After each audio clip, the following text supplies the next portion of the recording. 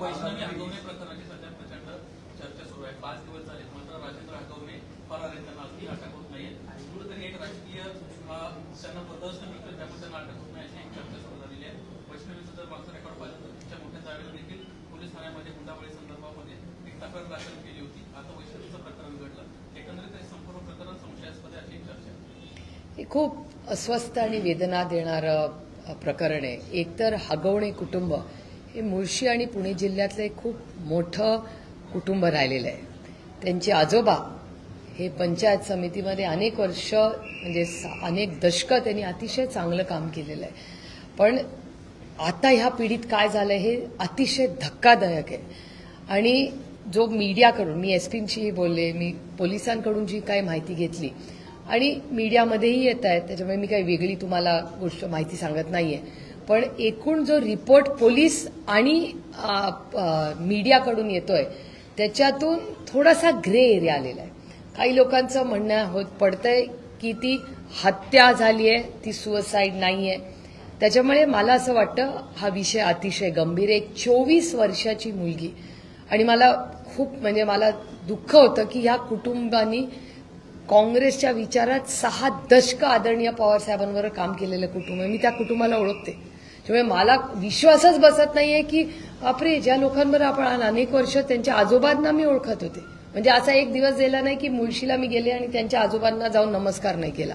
अशा सुशिक्षित ज्याला आपण म्हणतो अशा घरांमध्ये जर हुंडाबळी होत असतील तर महाराष्ट्र कुठे चाललाय? आणि एक नाही 2-2 सुनांवर।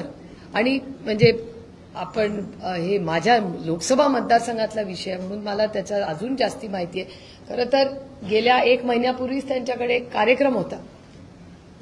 मी मुद्दामून त्या कार्यक्रमाला एवढ्यासाठीच गेले नाही, कारण का मला दर्शवायचं होतं की तुमच्या सुनेची डोमेस्टिक व्हायलन्सची केस आहे, ती पोलीस ठाण्याला आहे, अशा कुटुंबाच्या कार्यक्रमाला मी जाणार नाही।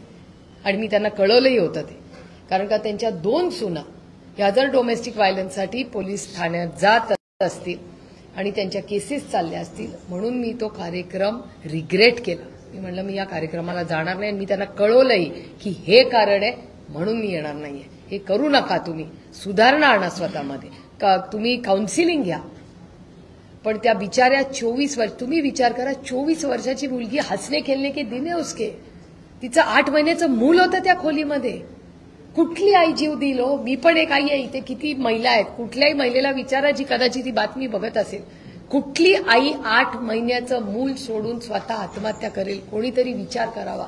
तिच्या अंगावरचे वळ मी तुम्हाला फोटो नाही दाखवणार, पण मला पोलिसांकडून मीडियाकडून खूपशी ही माहिती आलेली आहे। तिच्या अंगावरचे वळ म्हणजे अमानुष।